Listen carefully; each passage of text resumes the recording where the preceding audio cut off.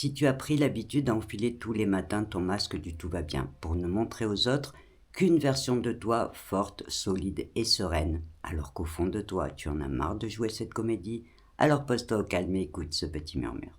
D'abord, laisse-moi te dire que si j'ai choisi d'en parler, c'est justement parce qu'on n'ose pas en parler. Et pourtant, on est tous concernés par le sujet, à un moment ou à un autre de notre vie, que ce soit de façon passagère ou plus durablement. Au départ, on commence tous à adopter cette stratégie pour se protéger, pour éviter de répondre aux questions, pour éviter d'inquiéter les autres, ou pour éviter d'avoir à expliquer ce que l'on ressent vraiment, en se disant que c'est la meilleure stratégie. Parce qu'on nous a appris très tôt que montrer sa vulnérabilité et ses fragilités n'était pas une bonne idée. Alors, on sourit pour rassurer les autres.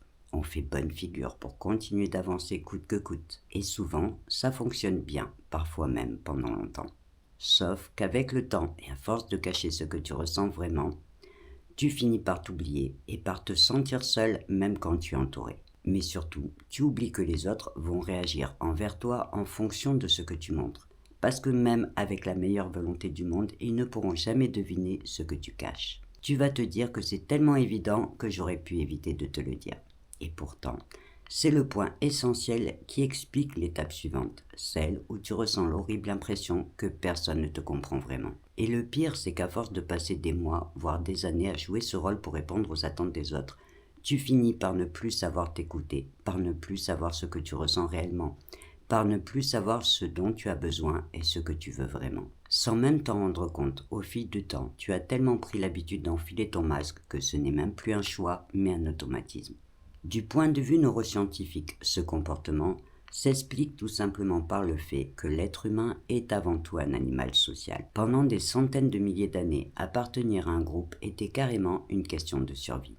Et pour assurer cette appartenance à un groupe, notre petit cerveau a alors développé des mécanismes automatiques et instinctifs pour protéger cette acceptation sociale.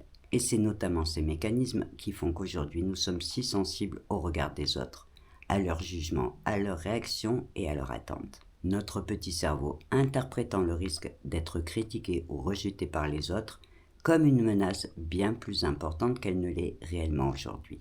Et pour ça, il nous pousse à nous adapter, à nous conformer, à répondre aux attentes des autres et surtout à cacher tout ce qui pourrait nous rendre vulnérables. Le problème, c'est qu'à force de vouloir être accepté par tout le monde, on finit par s'oublier soi-même. Alors tu sais quoi ? La première chose à faire, c'est de prendre conscience qu'enfiler ce masque du tout va bien tous les matins ne te protège de rien comme tu le crois, mais au contraire, qui t'enferme dans un rôle qui t'éloigne de toi-même et qui surtout t'oblige à surveiller en permanence ce que tu dis, ce que tu montres et même ce que tu ressens.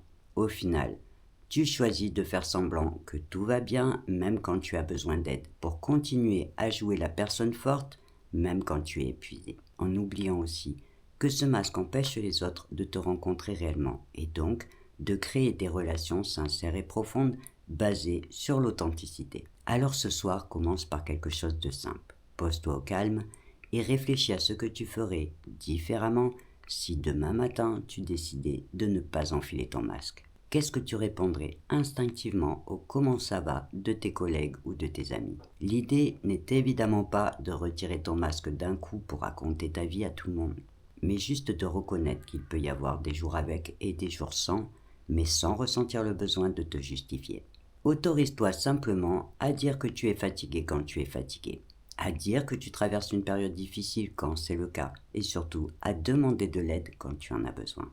Puis dans un second temps, prends quelques minutes pour te demander qu'est-ce que tu t'autoriserais à dire ou à montrer si tu ne ressentais plus le besoin de plaire à tout le monde.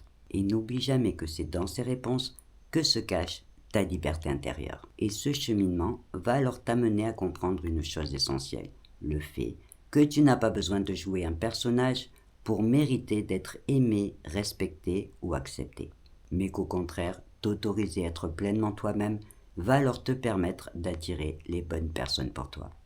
Et pour l'instant, ferme les yeux, détends-toi et écoute ce petit murmure, qui te rappelle que vouloir plaire à tout le monde, c'est aussi prendre le risque de plaire à tout le monde, y compris aux mauvaises personnes. Alors qu'être toi-même, c'est accepter de laisser partir les personnes qui ne te correspondront jamais, pour laisser plus de place à celles qui t'aimeront pour qui tu es vraiment. Et sur ce, belle nuit à toi.